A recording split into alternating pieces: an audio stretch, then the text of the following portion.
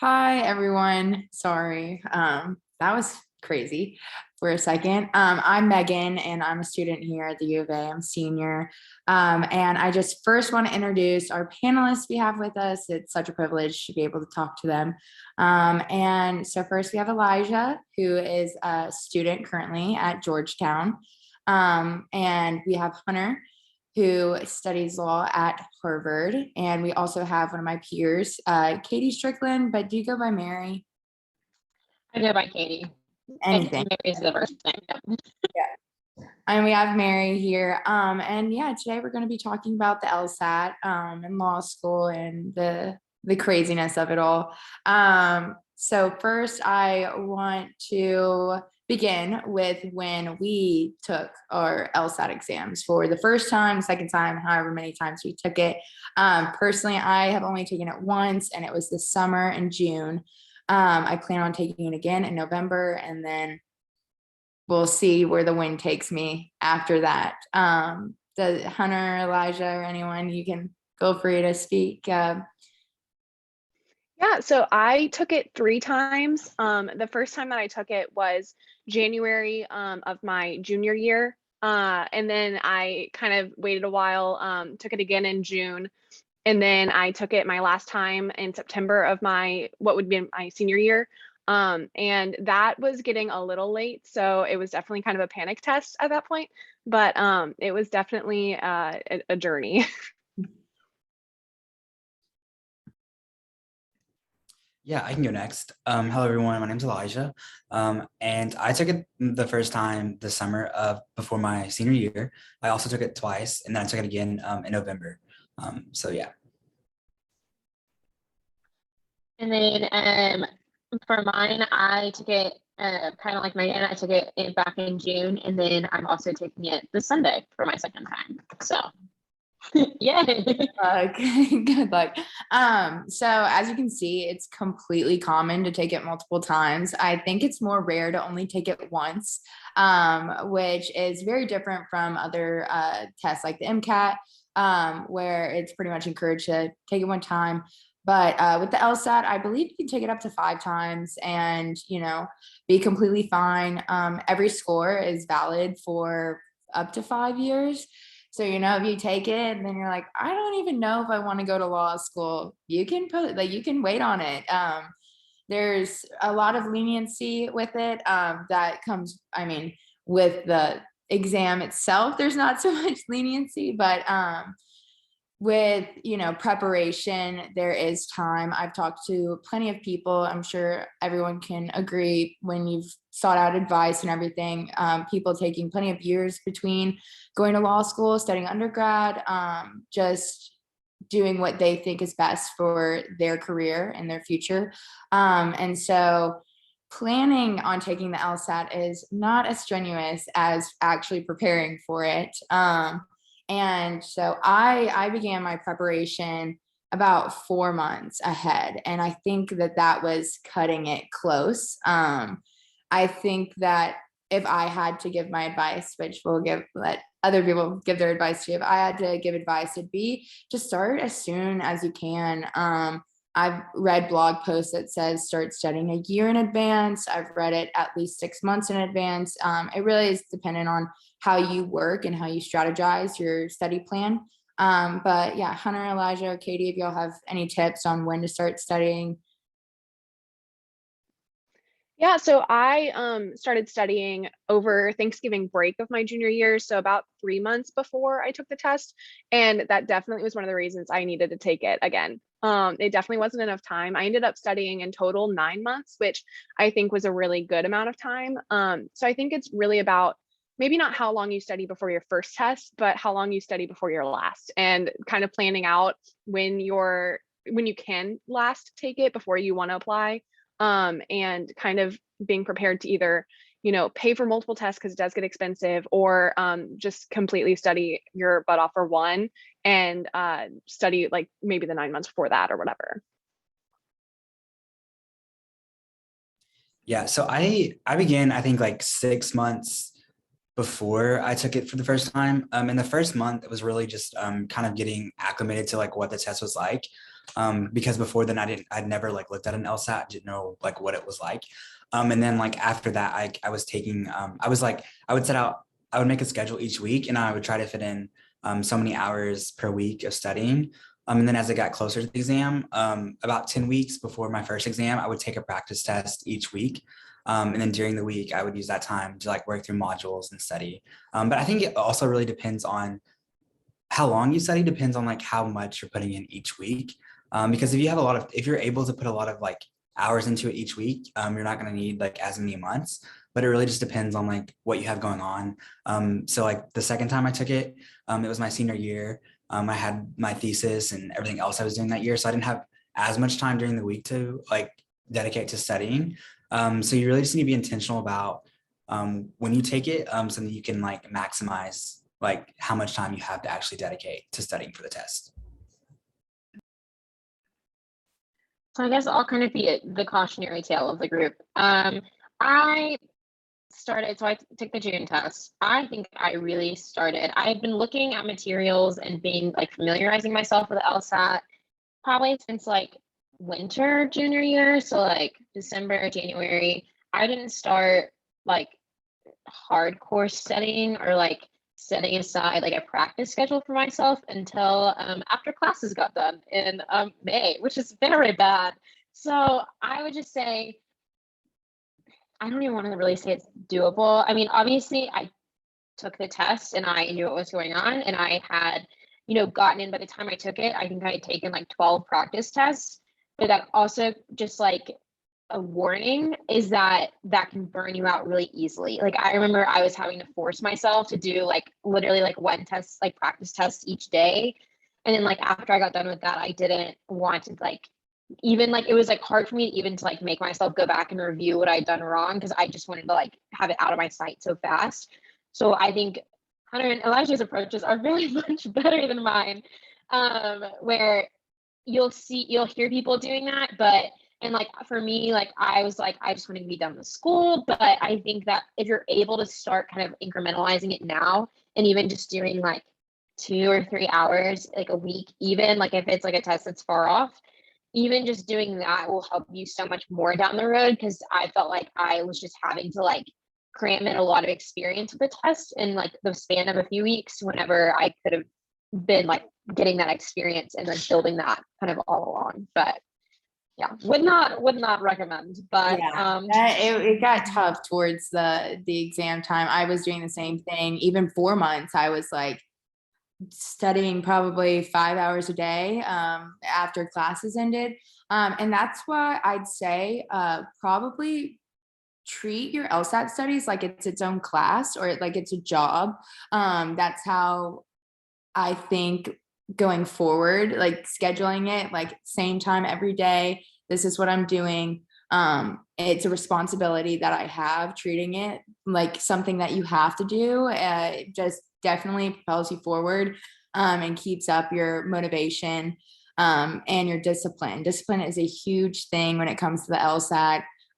You're going to have to, take some time away from friends to study and get all of your, eggs, however you say it, like get everything just lined up for your preparation. It's time consuming, especially if you choose the route of, postponing your studies. It can get overwhelming. And so I've read some places that doing an approach, which is far too late for me, but not for y'all. Doing an approach like a 1, 2, 3. So it's like you spend 1, 2, 3 days doing, an hour to 3 hours a day, and then you take a day off, and then 1, 2, 3. And that's if you give your time or give yourself ample time to prepare. I think that approach can minimize, burnout and everything. Do you all have any more advice on how the length of time that you should prepare or anything? Something that I also did that I would recommend. So before I like started like my actual studying, I took a diagnostics exam.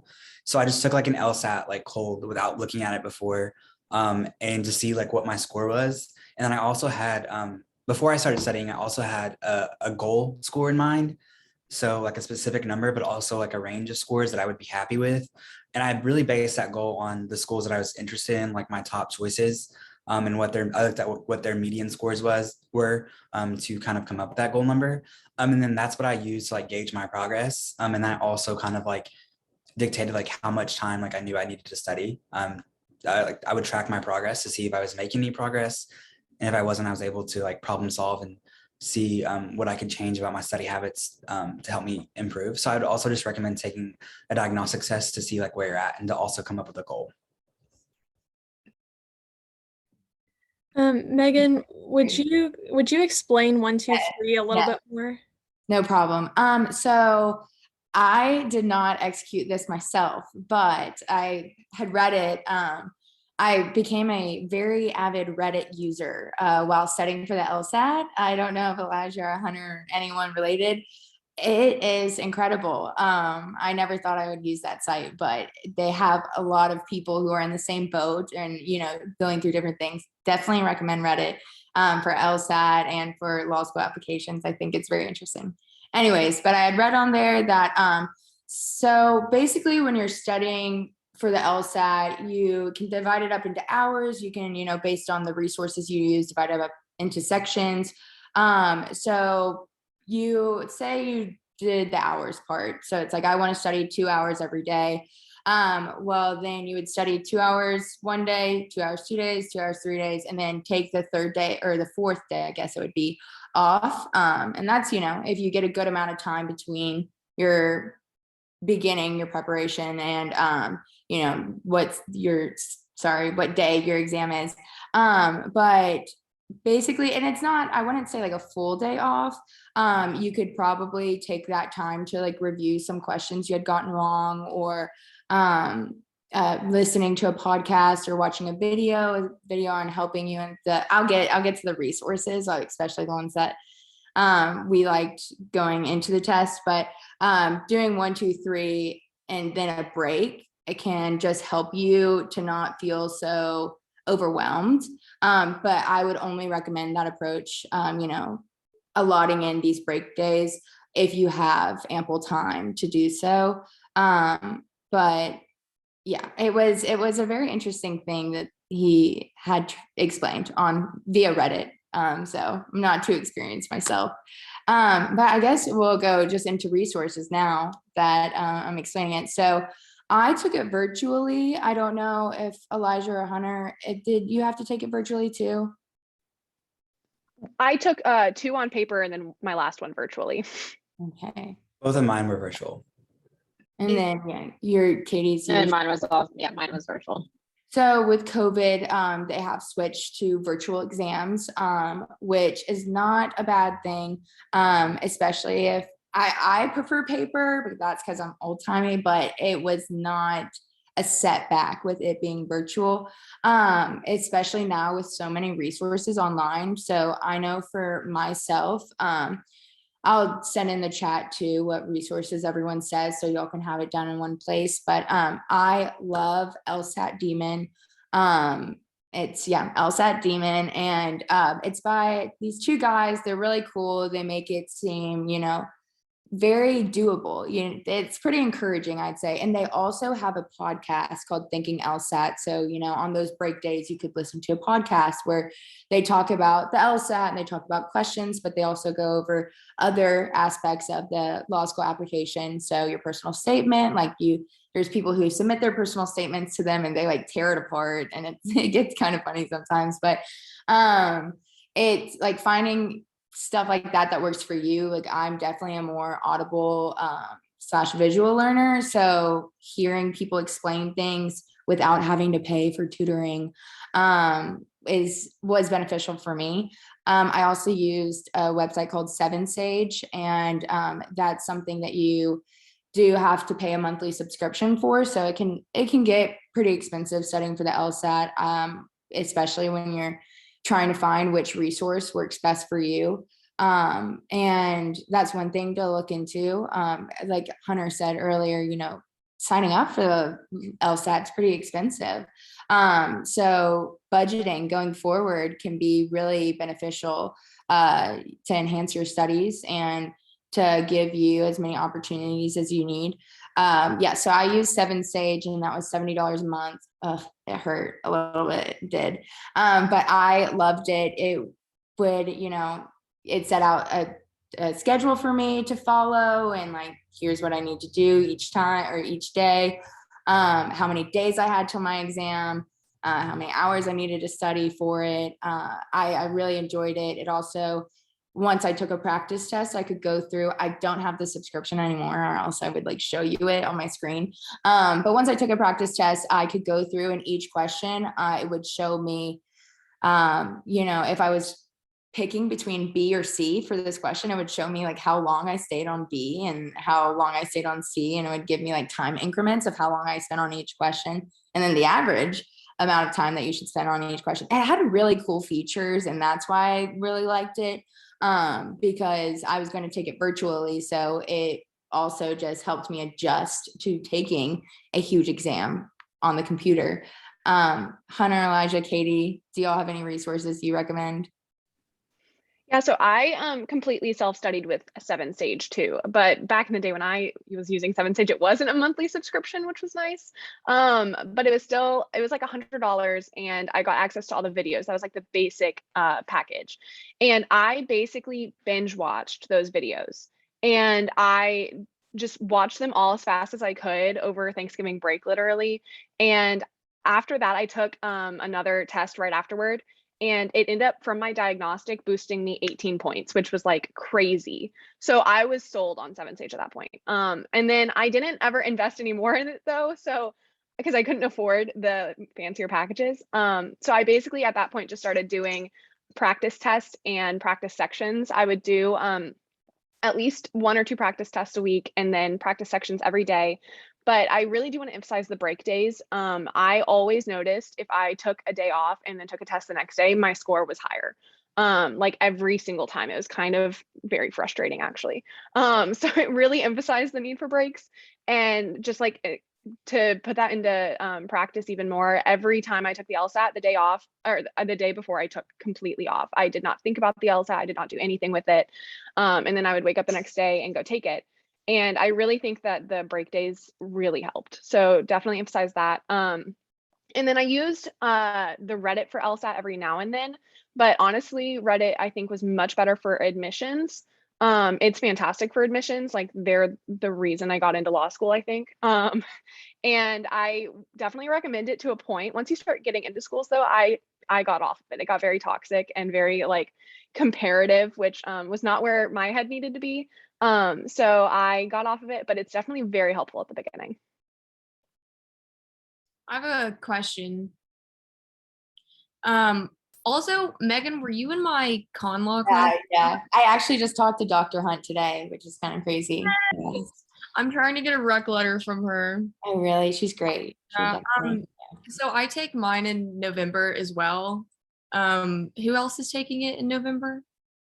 Unfortunately, I think if Katie, or is Katie still on here?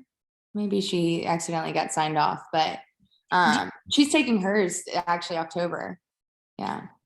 Do you think I've just been self-studying, which like, I don't know, I feel good about it. It's obviously, a lot scarier in theory, the test itself, but do you think it's too late for me to look into 7Sage? I would say save your money. I mean, at this point, I think that, LSAT has plenty of like online tests that you could do. You could look into it and see. I mean, it was so long ago when I signed up for a subscription, long ago, meaning a couple months ago. My brain doesn't remember things that long. And so I assume there should be free resources through 7Sage. I mean, or just see if you can get like a free trial. They might have a free 7-day trial, and then just cancel the subscription after you take like 2 practice tests or something. But I would, you could look into it. It's just here, I'll send it in the chat. It's just like this, 7Sage.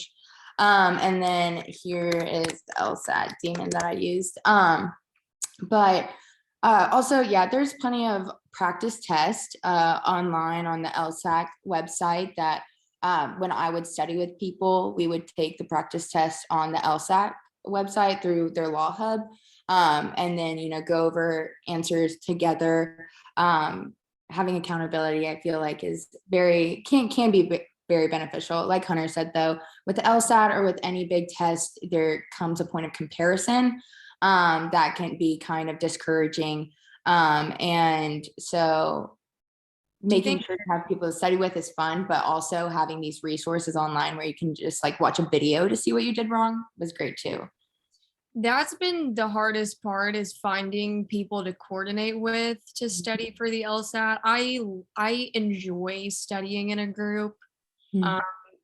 More or less on some days, but yeah, I'm just kind of freestyle until November 15th. Which that's not necessarily a bad thing, because like, it's your test at the end of the day. It's not theirs. They're not going to be the ones typing or whatever on the computer for you. I think that time management is very important, and I mean, accountability, you can get it from other people, but it's at the end of the day your own self-discipline that's going to get you through it. And so self-studying, or finding feasible resources is, I think, probably just as beneficial as studying with someone else, or getting a subscription somewhere. It's just about how you dedicate yourself to this test, and how well you learn the test. It's very different from memorization. This is about forming habits and training your brain to recognize these questions. And it's a tricky thing. It really is, whether you have people there with you or not, or whether you have a subscription or not.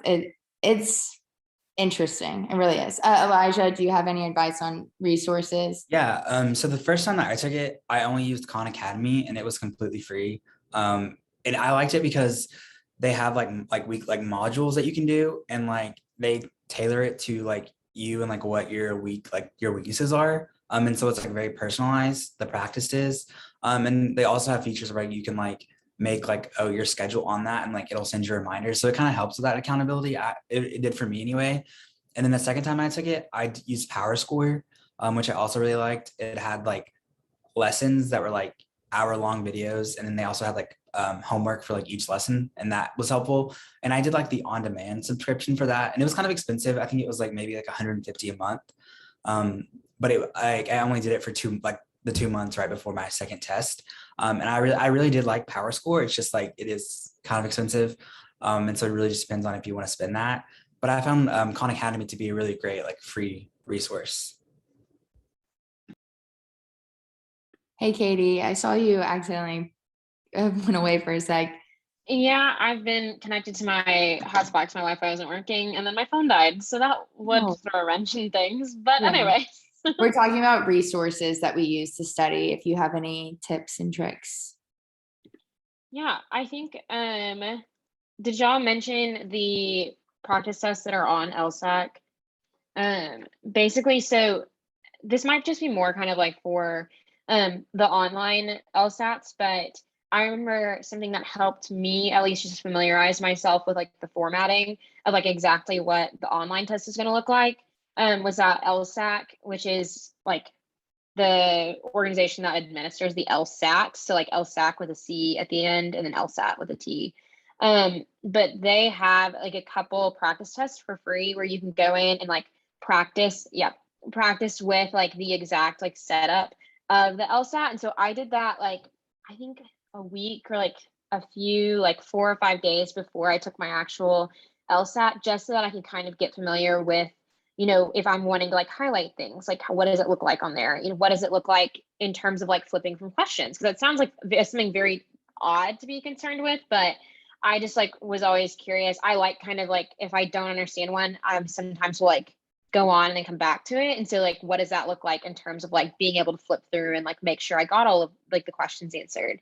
So that was one thing that I found really helpful. And then I also, so I think it just kind of depends on the type of learner that you are. I know, Megan, you mentioned before I popped off that you're kind of more of an audiovisual learner.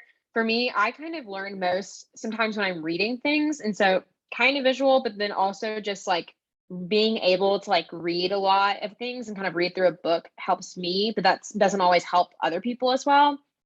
So something that I really found helpful was a book. I think it was, one second. I'm trying to like pull, I can't remember where I put all of them. But that's okay. There was like, I think it was like either like best LSAT ever or best like prep ever or something. Aha. Okay. It's in a drawer next to me.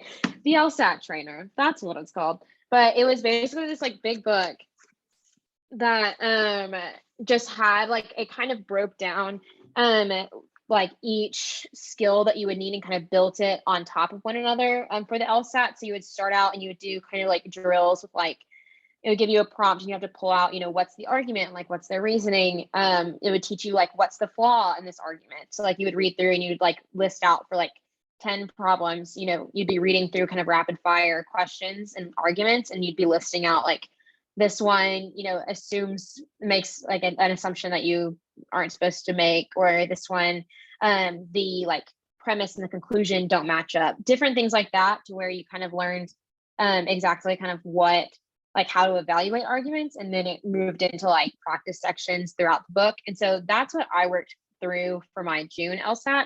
Something that was also really helpful, I don't know if anybody's mentioned it either, is the also like LSAC also will publish, I'll grab it too. After like a few years, they publish like sets of their practice tests, like past LSATs. So I just have like one of like the most recent copies that they've put out. And so it has like LSAT number 72 through 81 that like people took back in like, I think like 2014 or something like that. But that was really helpful. That just gave me a lot of like just practice tests. And that's really what I worked out of for being able to like sit down, like actually time myself and practice different sections. And then I know Elijah too, or I think it was Elijah, mentioned Khan Academy. They also are good about having like different practice tests on there. So that's kind of the resources that I use. I think a good blend of like learning the skills, practicing the skills, but then also practicing with like my big thing's time. I always will like go overtime if I have time to kill, or even if I don't. So I'm always having to like really, really train myself on that. And so that's having those kind of practice, like real practice materials, is what really helped me. Yes. I just wanted to add, I think timed practice tests are like the absolute best way to study. It just actually gets you doing it. And one thing I randomly thought of is a very like unorthodox thing that I used was for my third test. My weakest section by far was reading comprehension. And I have no idea who even recommended it to me, but I started reading The Economist for fun, which was not fun at all. And the reason is because the articles are very similar to the style of reading comp articles that you have to go through and like find all of this for. So just reading through the dense material more often through The Economist kind of got me to read it faster, which helped with the timing a lot. But yeah, definitely timed practice tests are like the best way, in my opinion. Yeah, and more on talking about a break afterwards, it's especially after a time practice test. What I would do is I would take a practice test and I was like, okay, that was my studying for the day. I'm going to review it tomorrow. Going immediately, like right after you take it and just seeing all that whatever you got wrong, can cause some emotional damage. So I definitely would say, whatever you do with your studying, a lot in your breaks, and you give yourself some grace. I mean, this is a hard test that you're attempting to master. It's not going to be perfect at first. I kind of forgot to mention this. Probably the first thing to do is to go to LSAC. It's LAC or LSAC, and register, sign up for an LSAC account if you're interested in taking the LSAT. That's where you're going to register for your exams. And if you have accommodations, you reach out through them and get your testing accommodations. And that's going to be the main hub for everything moving forward. Through LSAC, they offer Khan Academy that Elijah was talking about. And Katie was saying the practice test. So definitely first place to go is LSAC for sure. Forgot to mention that. But Yeah, I want to just briefly say if you're a junior, you're doing great, like getting into this first semester junior year. You know, I I made it my New Year's resolution kind of to start studying when I was a junior. I was like, okay, January, it's time to start studying. I didn't. I postponed it. I postponed it a few months. But if you're a junior here right now, you're doing great. Just start thinking. The fact that you've even just started thinking about it just shows that you're on top of stuff. And yeah, I wanted to give that brief intermission for a second. But any other advice that I have, I'm gonna let Hunter and Elijah and Katie take the floor for a sec, but my advice is to just stay disciplined. It can be really hard, especially when you're a junior or senior and you want to be with your friends, or you're doing so much schoolwork. If you're in honors college, you're doing your thesis. It's really hard to get distracted by everything going on at once, but just staying disciplined in your studies and aware of, what's ahead of you. This is the future.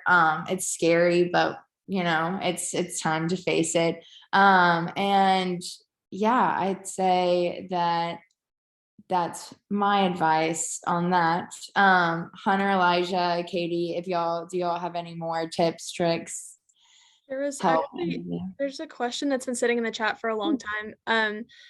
Caroline asked if y'all have taken a gap year. How do you work in preparation for that? So if you could just kind of add that to your advice. Oh yeah. I currently am considering a gap year, interestingly enough. I think that taking a gap year now, I had an internship at a law firm this past summer, and I talked to a lot of people about it, and they said the majority said do a gap year, which is kind of crazy. I'm not telling you what to do.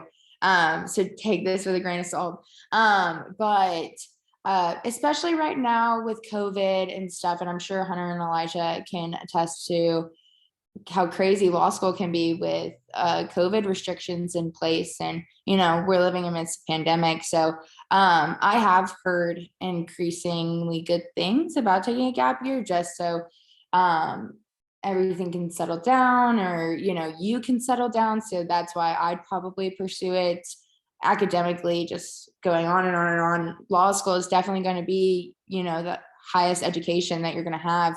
And you want to go into it fully prepared and fully committed to doing the best that you can. And so I personally haven't taken a gap year, but I am looking into it. And if so, how did you prepare for the LSAT then? I didn't. So I'm going to let Hunter and Elijah talk now.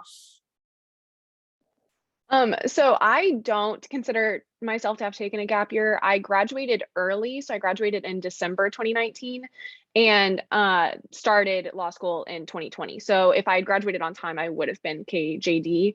But I will say that I'm the weirdo at my school. Only 20% of JD students at Harvard came straight from undergrad. So it's definitely on its way out, I think. And it's definitely really weird because right now, like compared to all of my classmates, my resume is honestly the worst because I just don't have any experience on it. Even though I did work in undergrad, so that helped a little bit. But I definitely think that a gap year is really big right now, and it's a really good thing to do, especially if you're going to work in a legal setting, just so you can get a feel for it and make sure that you really want to spend so much money on law school. And because that's the thing. I know, Elijah, you're in 1L right now, so you're feeling the struggle. It's hard and it will really knock you down if you don't actually want to do it. So I definitely think a gap year would be really good. And from talking to my friends who took gap years, the way that they studied for it was just a lot of them would wake up at 6 a.m. before work and do a couple hours and then go to work and then come home and crash. So it's definitely really hard. I think it would be harder than as a student, but when I was studying for the LSAT, I was working 20 hours a week in the honors college. Like I feel like I had 4 part-time jobs at one time. So it was definitely really hard then too. So it's really just how you feel like you can time manage, I think, and if you're willing to dedicate. I know a lot of people that take their gap years and they're really good, but then they end up not coming back to law school, which is totally okay too. Yeah, I did not take a gap year. I graduated just this past May in 2021. A lot of my like peers and friends here, though, it's pretty popular for people to take gap years. I'm definitely one of like the younger people here because I also graduated a year early. So a lot of my classmates have taken at least 2 to 3 years off, some even more than that. So it's definitely very common. I think it really just depends on you. Personally, like I thought that if I didn't go straight through, I wouldn't go back. And I knew like I wanted to go to law school. And so like I just personally, it was like I knew that if it was like a decision, like I think that it was like a personal decision that would benefit me to just go straight through. But it is a lot of work. And if you think that if you think that you're not in the right mindset to, commit to law school, I definitely would recommend taking a gap year because it is a lot of work, especially 1 year. It's tough. Like I'm almost halfway through my first semester, and it's a lot.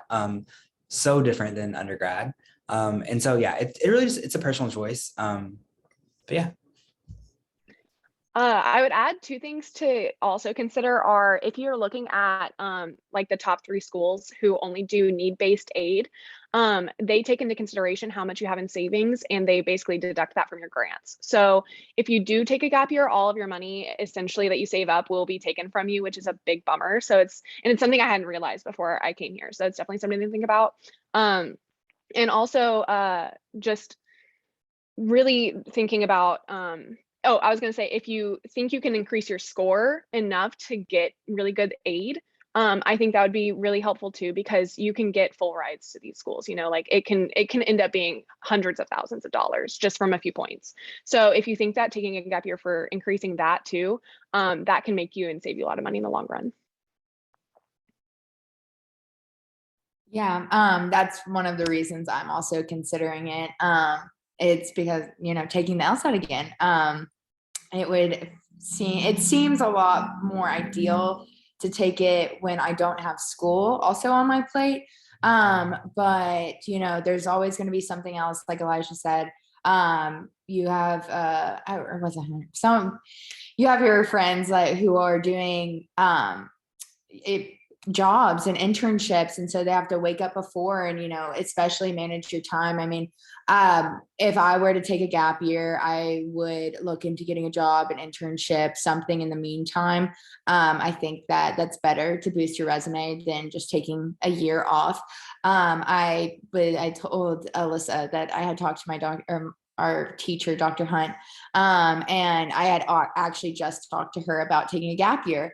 And she said, taking some time to do something that interests you, whether that's getting an internship at a law firm for a year, or volunteering at, a pro bono office or something like that to, certify that you're going and spending this money and this time on law school. You're doing it for a reason, that you actually want to do it.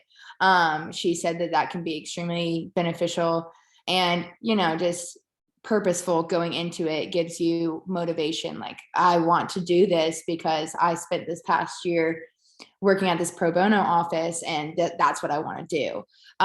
So finding ways to encourage yourself to move forward, whether it's taking a gap year or not, isn't a bad thing, I wouldn't say.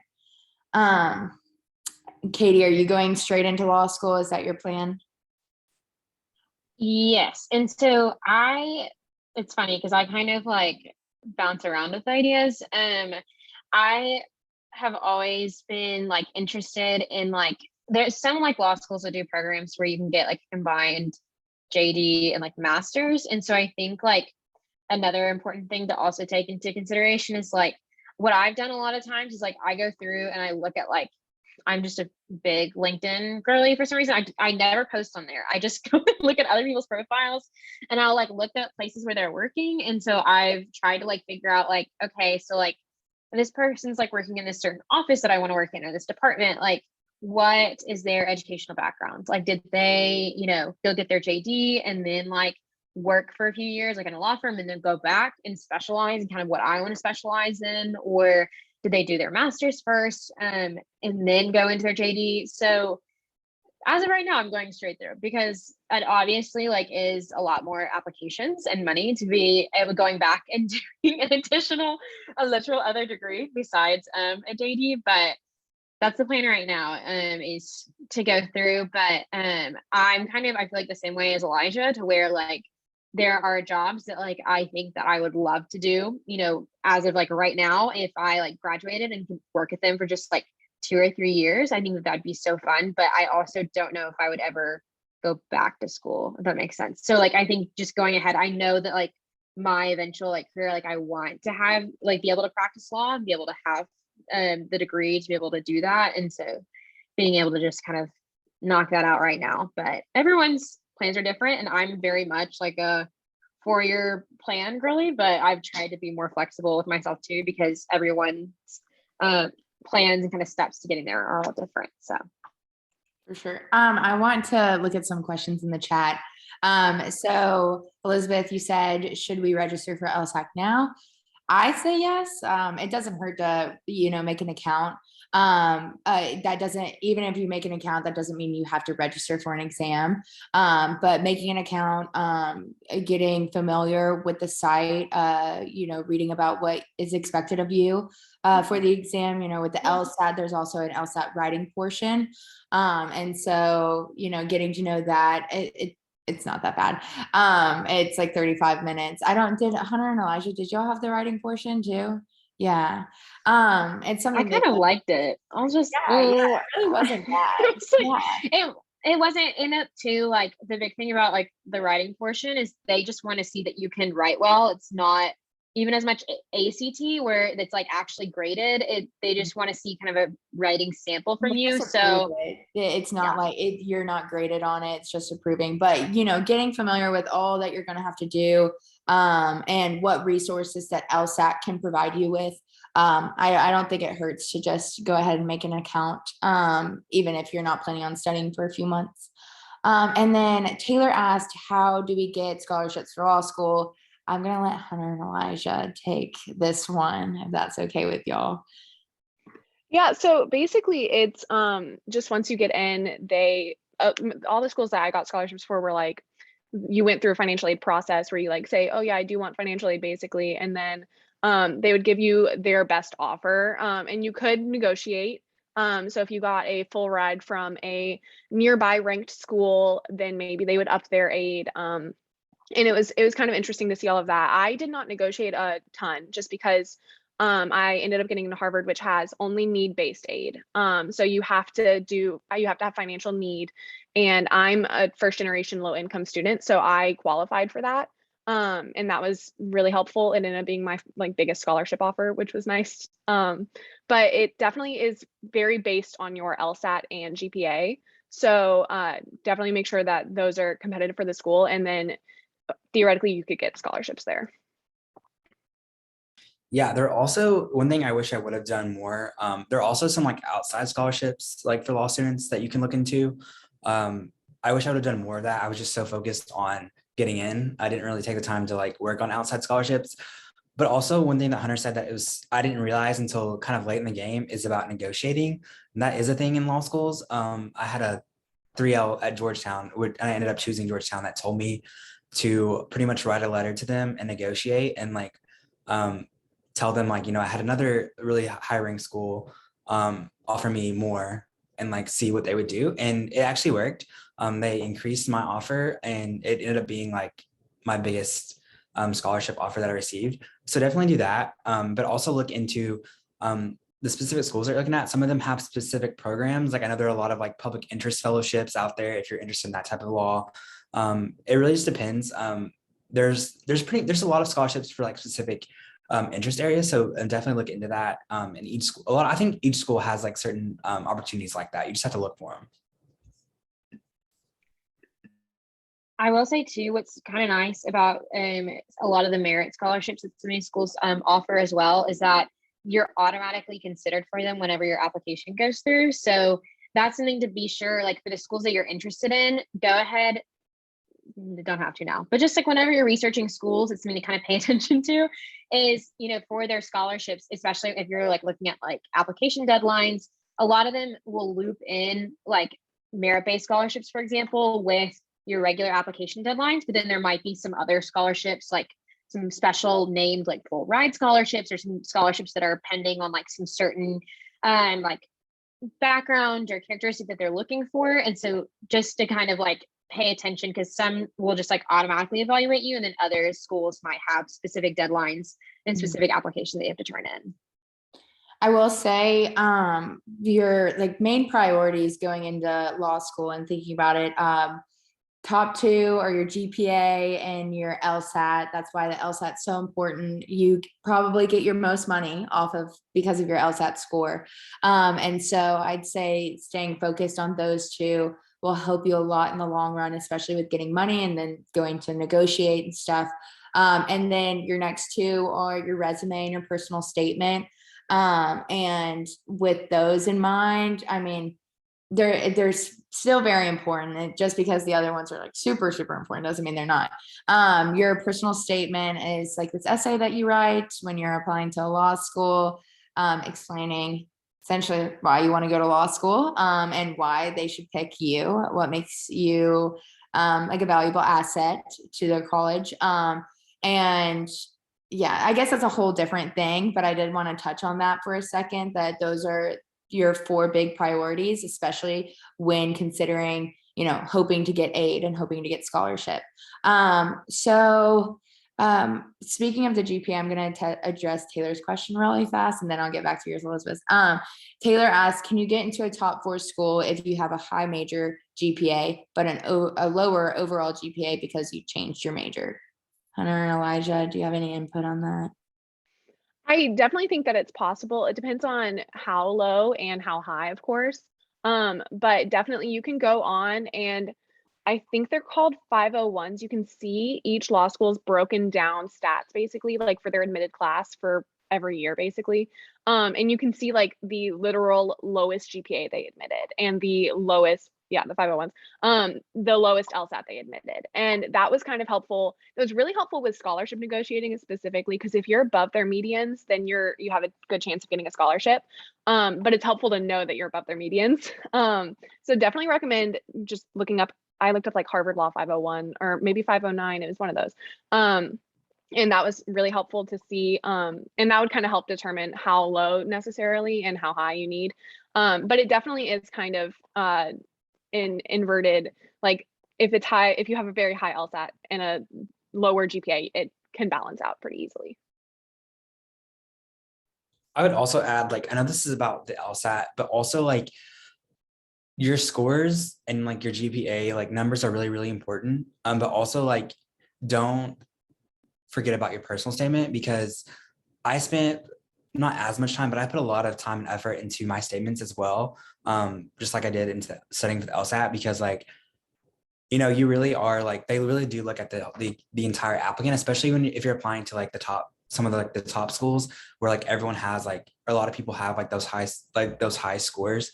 They still can't let everyone in just because they have those high scores. So they're going to look for your personal statement and look at the entire student. So definitely, like, if your scores aren't where you want them to be, like, put a lot of effort into your personal statements, and also use, you can write an addendum to explain, like, if like you change majors, like you can explain that. They want to know things like that to like explain those discrepancies, and so just like, don't sell yourself short, because they do want to see like they want to see the entire applicant, not just your scores. Yeah, and just to add, especially at like the really elite schools, I honestly, looking back, I hate my personal statement now, but it worked out. I basically just told my story of like why I wanted to go to law school.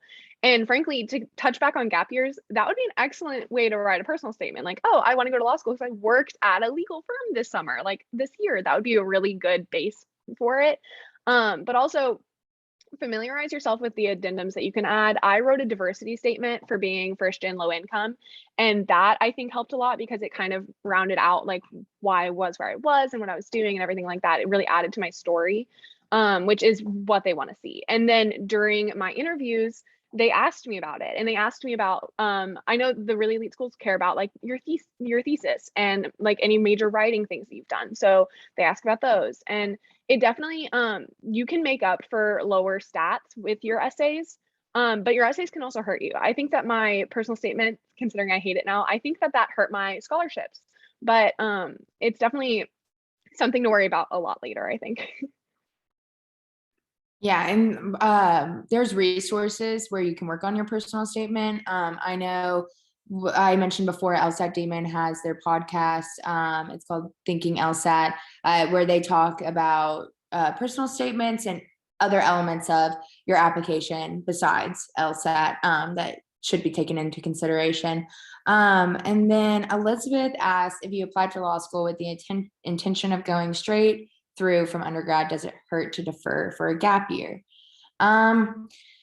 I haven't submitted an application yet out of fear. That was true. So Hunter or Elijah, do y'all know this one, or Katie?